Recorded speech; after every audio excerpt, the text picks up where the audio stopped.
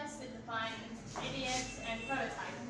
For empathize, it is to gain an empathetic understanding of the problem that occurs and the solution to it, and then solve it.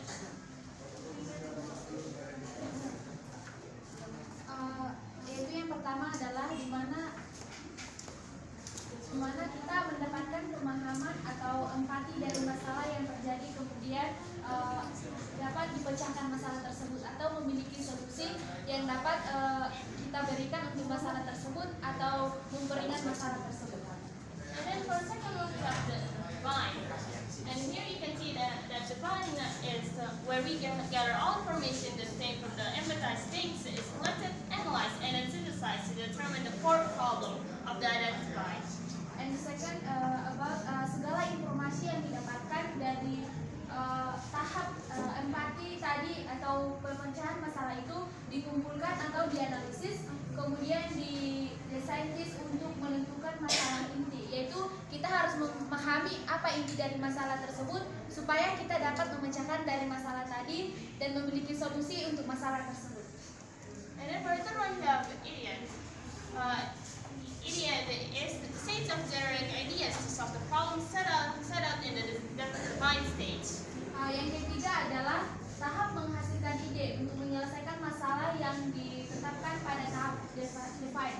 Yaitu di mana yang ketiga ini adalah kita menentukan solusi bagaimana cara masalah tersebut dapat diselesaikan dengan baik, yaitu baik masalah-masalah yang ada di hidup kita, masalah yang ada di sekolah ataupun di lingkungan masyarakat lainnya.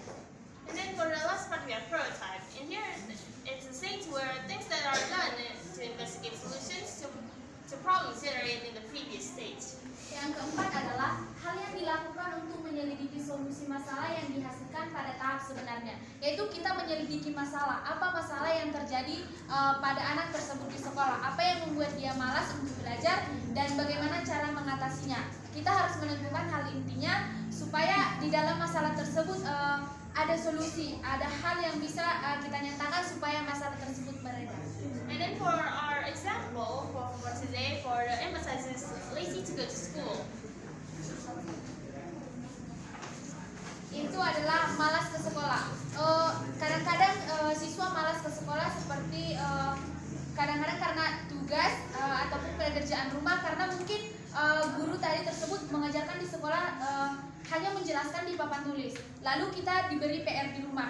Nah, sedangkan kita belum mengetahui bagaimana cara mengerjakan PR tersebut. Nah, setelah kita sampai di rumah, kita malas membuka buku kita karena guru yang mengajar kita di sekolah terlalu monoton. Hal yang terjadi adalah malas masuk ke sekolah, yaitu dengan alasan siswa tadi takut karena dia tidak menyelesaikan tugasnya. And then for the second stage, for the divine, we suspect that the core idea, the core problem of this is the mistreatment in school and home. Yang kedua adalah penganiayaan di sekolah dan di rumah.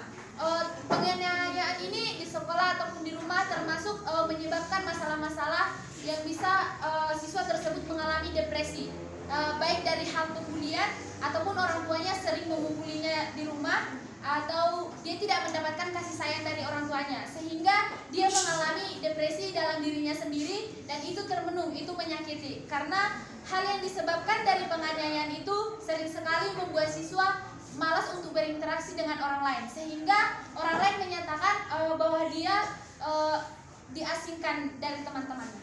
And then for the third stage is the idiot. And here we conclude that the two ideas to solve these problems are: one, teachers should pay more attention to students, and two, lower your expectation on someone. Yang ketiga adalah guru harus lebih memperhatikan siswanya, di mana guru harus lebih memperhatikan, yaitu guru harus saling berinteraksi dengan siswa. Karena kenapa kita harus memahami guru kita, dan seharusnya guru kita juga memahami kita. Karena di mana kita saling memahami, yaitu kita bisa saling terbuka untuk menyatakan apa yang kita inginkan kepada guru kita. Seperti jam-jam pelajaran ataupun breaking kita ada gitu.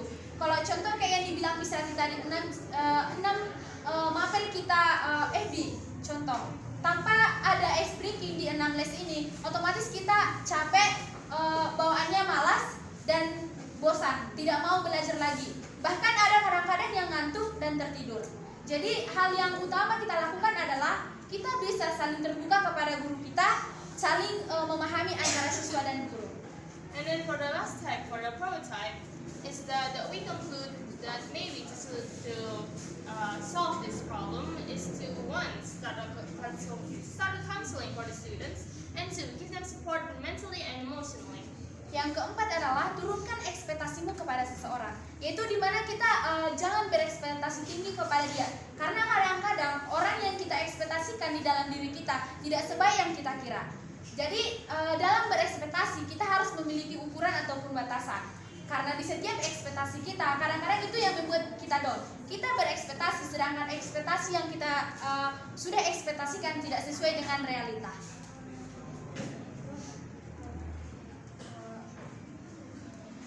Yang kelima adalah memulai konseling bagi siswa, yaitu dimana kita harus saling membangun relasi antara kita semua, yaitu hubungan yang baik, supaya kita bisa berinteraksi ataupun memiliki hubungan seperti kita dapat berkawan tanpa ada pembulian, ataupun dimana kita mengejek-ejek kawan kita, mengolok-olok karena dia malas, karena dia tidak bisa mengerjakan PR-nya.